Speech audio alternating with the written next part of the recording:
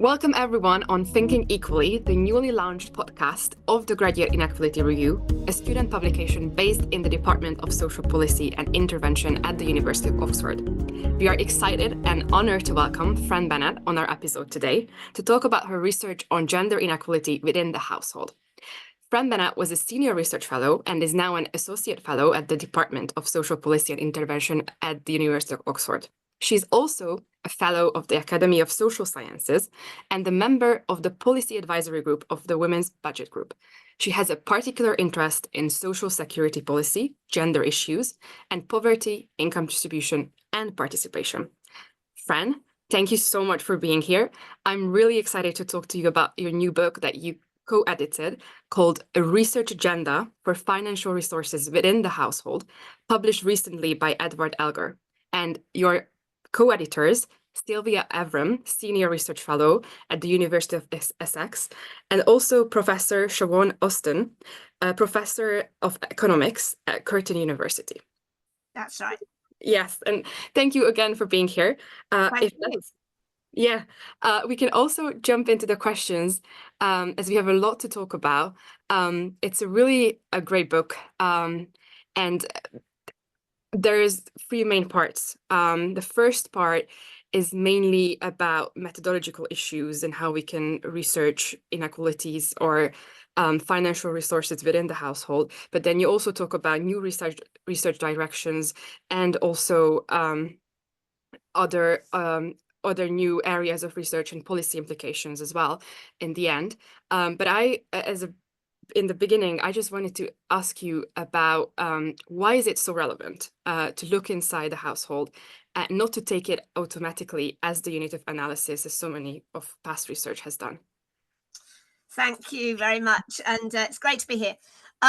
We're talking in particular about financial resources. Yes. So obviously things like time and inequality of time within the household and outside it, in fact, are also important, but that isn't what this particular book is about. It doesn't mean it's not important. Yeah. It's important, I think, not to take the household automatically as a unit of analysis, because we need to know what's going on within it, particularly if we're interested in inequality between individuals as well as between households. We look at individuals, for example, when we look at gender inequality within the labour market, or indeed ethnic origin inequalities and so on. But we don't necessarily look within the household as much as myself and my co-editors thought we should. So that's because resources are not necessarily equally shared, but because we make an assumption that they're equally shared in things like the poverty statistics, where we say so many individuals are in poverty. Actually, we mean so many individuals are in a household in poverty.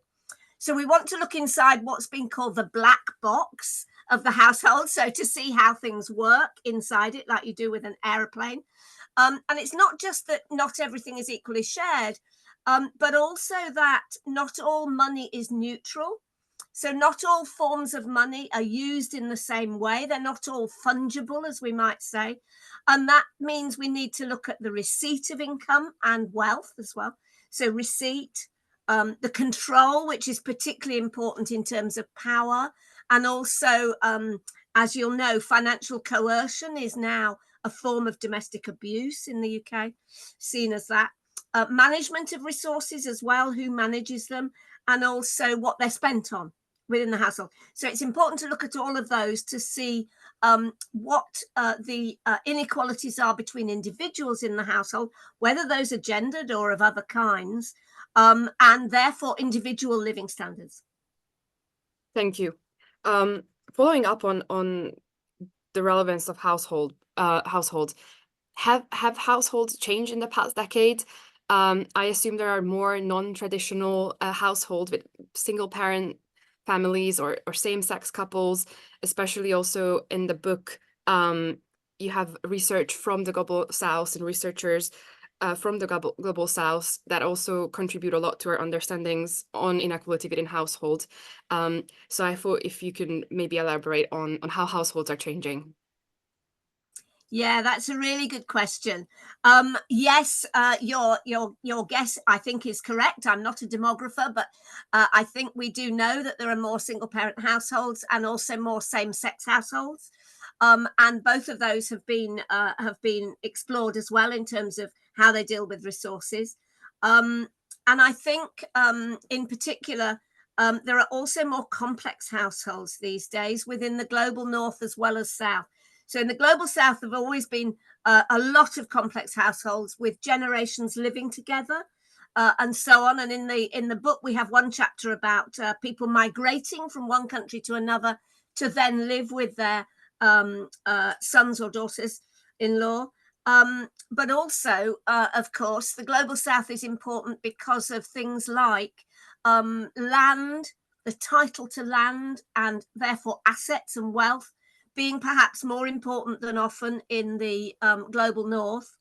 The global north is also increasing in terms of the number of complex households. So, for example, we know that young people are living at home, going back to their parents or living with their parents more than they used to because of what's going on with young people these days. So all those things are important, both in terms of complex households in global south and north, and in terms of things like assets and wealth being particularly interesting in the global south in terms of gendered access to those things.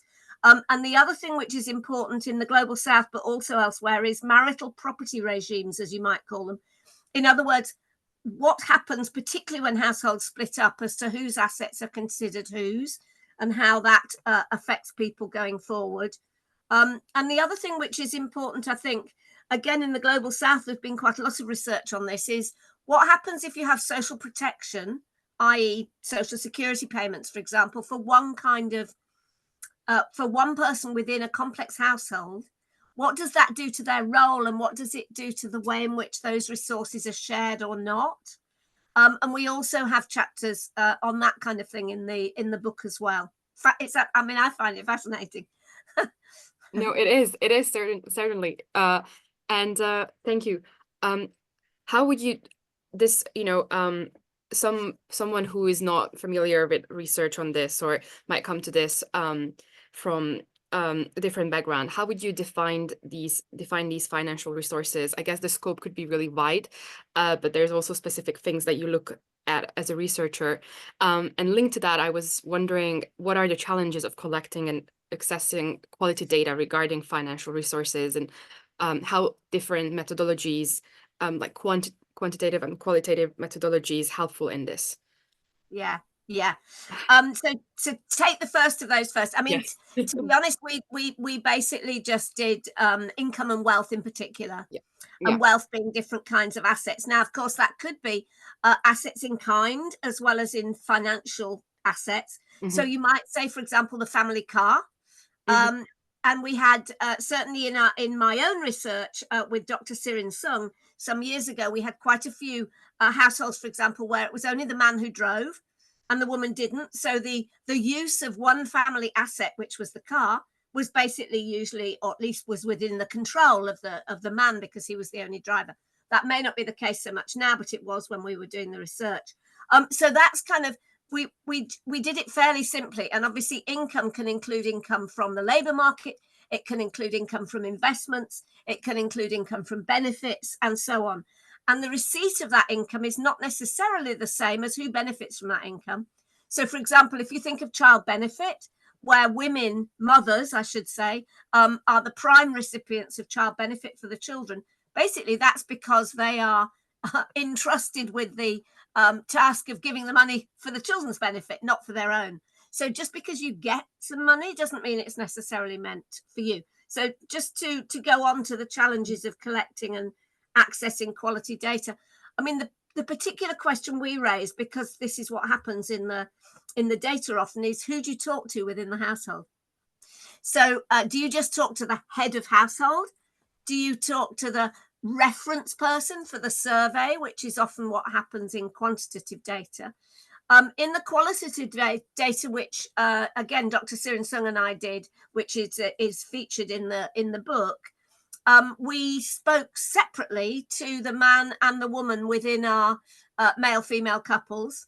And it was very interesting because, for example, the man would say, we don't get child benefit.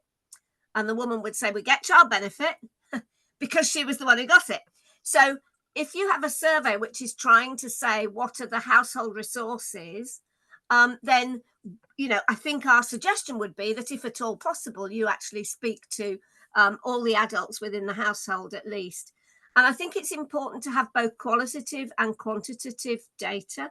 So qualitative can tell you about feelings and views and nuances, and in fact, sometimes can be important for the kind of thing I've just said, for revealing something which wouldn't have been revealed in quantitative data. On the other hand, quantitative data obviously is important for us to get an idea of the size of the problem and the size of the assets or income we're talking about. Quite often, the quantitative data is things like saying who takes the final decision on buying a new sofa, buying a new house, and so on. And then you can unpack whether that's perceived differently by the different adults in the household with qualitative data.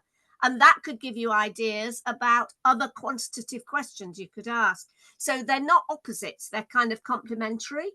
And I think also there's modeling. So some of the modeling methodology would do something like say, let's assume that the resources are shared equally, which is what we tend to do. Let's assume they're not shared at all. They're just kept by the person who gets them. Let's assume that they're shared minimally or half and half or whatever. And what does that do to the figures of, for example, who's in poverty and how many people are in poverty? So there's modeling as well, which is a kind of quantitative method, I suppose, but it's different from a survey. So all of those are helpful and useful in their own ways, I think. Yes, thank you. Super interesting to hear, especially as a student as well. And then I think there's a really interesting theme or issue in the book itself that is explored in multiple ways, but that is, of course, how money is gendered, and you already touched on this a bit. But how is money gendered, or better put, the allocation, management, distribution of financial resources within the household gendered? And of course, I assume you can mention different theoretical frameworks which describe this, but also you have done so much research on this. And I also assume that it depends a bit on the type of household you're looking into. So there could be variation in terms of whether you're looking at a low income or higher income household, regions and countries, of course. So if you can talk to us about how money is gendered within households. Sure. Yeah. I mean, there are different ways of looking at it. So who gets income and the processes that happen within the household, Exactly. and then the outcomes. So Mhm. there are different ways of looking at it. I suppose the theoretical frameworks are more about the why. So Yeah. why do certain things happen in terms of how money is dealt with within the household? And that could depend on, for example, I mean, I won't, we don't need to talk about the kind of the names of the theories, but one is about who contributes what. So that's probably who contributes resources to the household. Does that give them more power in the management and distribution? But it might be contributions that are other than just, I mean, as Amartya Sen said, it might be contributions that are other than just income, and maybe that'll be seen as more important or less important. So there's all that kind of thing. And that would give people power over what happens. Another kind of theory is about, it depends on, if you like, the counterfactual in terms of what would happen if you split up. So does it give people more power within the household if, for example, they could do quite well outside it and somebody else couldn't do very well outside it, something like that? So that's another kind of way of looking at what the causes of all this might be. There's also the theory that talks about doing gender, which is a funny phrase, but I suppose it's kind of performative. So you sort of, you have an idea of what you should do as a man or a woman in the classic division. And one of them might be, for example, that we find that even women who out-earn their husbands tend to do more housework and looking after the household budget, things like that. So that's another one. And another one could be, more generally, ideology, norms, culture. We know these are also important in determining, how people do things and why. So that's the kind of theory that there is around. There was also a lot of work, of course, on typologies of household control and management of money, particularly by Jan Pahl in the first instance, was a leading researcher in this area. And it was about, whether it was kind of controlled by the man or controlled by the woman, and so on and so on. I think one issue which is really important, and particularly in terms of the different types of household you were talking about in terms of level of resources, is the difference between control and management. So you may have the control of the household budget may be rather different from the management of the everyday budget. So control might be who makes the final decision on whether we buy a sofa, which was the example I gave before. The day-to-day management of the household budget may be a completely different issue. And it may be about, can we afford to, buy X for the children this week? And that's more likely in low-income families, not always, but more likely to be the woman, particularly in families with children. And they're more likely to be doing the day-to-day household management of the money, if you like, particularly where that is actually a burden. And it may be a source of stress rather than a source of power. But we did have one woman in our research with Dr. Sirin Sung, who said, I know where every penny in this household goes. Now that, management, control, power, not quite sure which that one was. And quite often in our research, the women gave the men pocket money. But the woman wouldn't necessarily have pocket money of her own. So he was given his money for beer and fags or whatever. She didn't necessarily get any of that kind of money to spend on herself. So, I mean, I'm generalizing from qualitative research, which I shouldn't do, but just to give you some examples. And the other thing is, just quickly, how important roles are, and not just ownership of money. So we had one couple, and it's only one couple, where he was in charge of the monthly bills, mortgage, utility bills. She was in charge of the kind of weekly shopping and so on, and things for the children. So hers was more, but she was paid monthly as a clerical worker, and he was paid weekly as a manual worker. So what did they do? They got their wages paid into each other's accounts. Because the roles were more important than the ownership. And they tried a joint account and it didn't work. They had separate accounts, but they paid their wages into each other's account. So, that's just, it's one of the interesting things that makes you start thinking about the complexities of this kind of relationship to money, I mean. Yes. Those examples are, incredibly interesting, or just against what I assume, or so good. Thank you. Yes, you also researched gender and poverty in multiple contexts, also within household, in terms of poverty risks or experiences of poverty and poverty across the life course. And I was wondering, when looking into your publications, what do you think? What kind of research is still needed in the context of gender and poverty? Big question. Big question. I should acknowledge my colleague, Professor Mary Daly here, in particular, because not just because she's also researched poverty and gender and poverty very, very widely, but also because we did a working paper together for the Joseph Rowntree Foundation on gender and poverty. So I suppose some of the kinds of things in terms of more research would be men. A lot. When Cyril and I did our research, she used to ring up the families and she'd say, is Mrs. there? And the reason she'd say that is because if she got the man, he'd say, no, I don't think we're interested in being interviewed.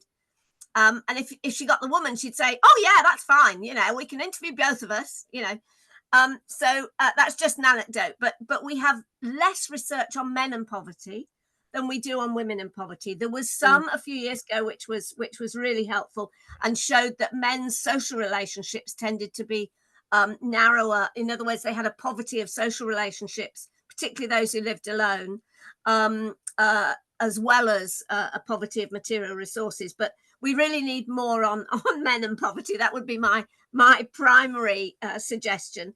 I think we need more gender breakdowns in the low-income families statistics, that households below average income, they're now called.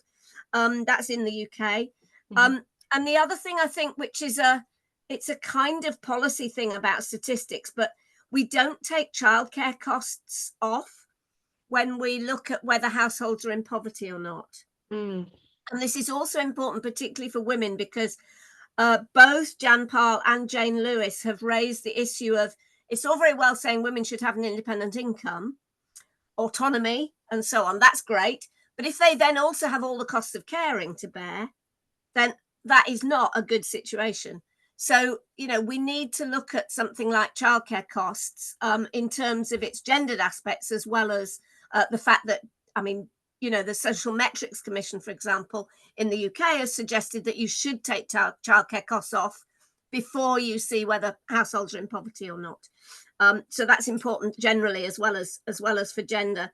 Obviously, we should have more research on individual level incomes. And Sophie Pontier in France has been particularly good in terms of European Union statistics in that area. And I suppose the last thing I'd say, just thinking about policy, which is what I'm particularly interested in policy analysis, would be gender impact assessment of policies. So you're meant to have an equality impact assessment before you actually introduce a policy in the UK, and that's because of the Equality Act. They're often, to be honest, a bit tick boxy, or you're not necessarily sure what mitigating aspects have been put into place to deal with any inequality in terms of gender that is actually revealed by that equality impact assessment. And it's not just that, that's before you actually introduce the policy. So what would also be useful is more gender impact assessment of policies themselves. So, for example, universal credit, which I've done a lot of work on in particular in the UK, what is the gender impact of universal credit and how can we discover that? I think it would be really helpful to have more of that kind of thing. So as well as research on the actual situation in terms of financial resources within the household, it's also the impact of policies and how that changes financial resources within the household and how they're dealt with. Just an example, universal credit actually allocates lead carer role label to one of the partners, so that if you're looking for work, then there's no allowance for the other parent in terms of how being a parent might affect their availability for work. So that's actually going to have an impact in turn on what hours of work they're expected to do or sign up for, and that in turn will affect the financial resources. So that's just one example.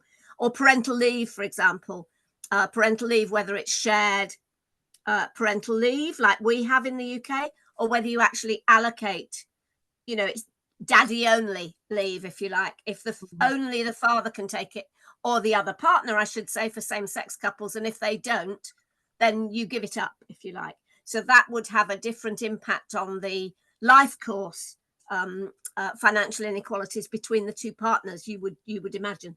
Yeah. You also have advised the UK government itself and worked on a number of social policy issues as a consultant. And I was wondering if this is also, again, a really broad question, but if you can share maybe an example that you would consider as an effective policy intervention that were maybe able to reduce the inequality within the household, if we stick to the book, but if anything else comes to your mind. Yeah, easy really question. interesting that, because as soon as you say it, I think of more policies that are detrimental than I do in terms of policies that are helpful. So in particular, I think individual income within the household is important, with the caveat that I gave earlier, which is that you need to do something about the sharing of care costs as well, both between the partners in the couple, but also between the couple or the lone parent, of course, and the rest of society. So a more equal sharing, both within households and outside them. of the cost of caring. But leaving that aside for a moment, and I mean, I should say the government has done quite a lot on that in terms of the free childcare expansion recently, although there's a huge issue there in terms of the childcare institutions saying that they can't actually afford to do that or get the staff to put that into effect properly. So, I mean, I would say that that freely available childcare is really important, and also not just for gender equality, actually, but for the children. And for children and for us all developing as a society. But leaving that aside, I mean, something like an area which I don't do that much work on, actually, but something like pensions. Pensions are individual. You get your own pension payment. You know, when we're talking about the new state pension, as it's now called, you get your own individual payment. That's great. But the problem with that area of policy is that we used to have a state earnings-related pension, which meant you paid in more as your earnings were higher and you got more out. But that actually had a rebalancing within it that meant that we could redistribute a bit between low-income people and high-income people on the one hand, and also we could redistribute even in the earnings related bit, the bit which was higher if you had higher earnings, we could redistribute to people with caring responsibilities. Nowadays, you have a higher basic state pension, which is great, and that's individual. But if you want anything above that, it's private provision. So it's either a personal pension or it's an occupational pension. Those don't really redistribute in similar ways to the low-income people and people with caring responsibilities, both of whom are more likely to be women, of course, that I've just talked about. So that would be one area where, yes, there's been, you know, the state pension is individual. It's now a higher state individual pension, but anything extra above that at the moment is really only in a kind of institutions which don't really have that commitment to redistribution that the state might have. So that's just one example of an area which isn't particularly an area I work on a lot, but which I think is obviously really important for a growing number of people. Yeah, and also connected to some of the things you work on. So yeah, absolutely. I mean, the biggest thing, and again, there's another chapter in the book by Rita Griffiths, a colleague of mine at the University of Bath. And hers is about means testing. And of course, if you have increasingly means tested benefits, as we do in the UK, then a partner's presence, a partner's actions, and a partner's resources are all relevant to the benefit that you will or won't get. So the more you can have non-means tested benefits, in my view, and the view of lots of others, the more you're likely to have gender equality, within the household. Whereas means-tested benefits, I think it's much more difficult to do that, whether you're talking about payment or, in particular, talking about assessment of how you qualify for the benefit. Yes, and as a last question, what is one thing you would like our audience to take away with themselves today regarding your research or book, or just in general, maybe in terms of building more equal allocation of resources? Well, that's a really hard, even harder question. And I think I would like to cheat a bit and take your second broader question rather than the first one. I mean, I have already talked about both Jan Pahl and Jane Lewis talking about individual incomes are great, but if we leave the cost of caring mostly with women, that's not great. So that, I think, is a really important insight. The other insight I would credit somebody else as well, who's Ruth Lister, who I have learned a huge amount from throughout my career. What she talks about is we shouldn't see something like the right to an autonomy and an independent income as individualistic. You know, people sometimes criticize that as seeing the whole of society as individualistic and it's only the individual that matters. No, she says quite clearly, you know, if you want to have more equal relationships, then autonomy is actually an important thing to try to achieve. It's not opposite to more equal and loving and caring relationships at all. It's actually the foundation of more equal and caring and loving relationships. But I couldn't say that is my own insight. I would say that I'd learnt that from Ruth, as I have many other things. Thank you, Fran, so much. I mean, I think we have learned so much from you, but it was also really lovely to chat to you and also to get a better introduction to the book. But I would also urge our audience to look it up and read it themselves. It's online as well, and you can purchase it as an ebook, I believe. So That's right. I do recommend everyone to check it out. And thank you again for being here on the Thinking Equally podcast of the Graduate Inequality Review, and wish you a lovely day. Thank you so much, Emma. It was great to talk to you. Thank you. Thank you.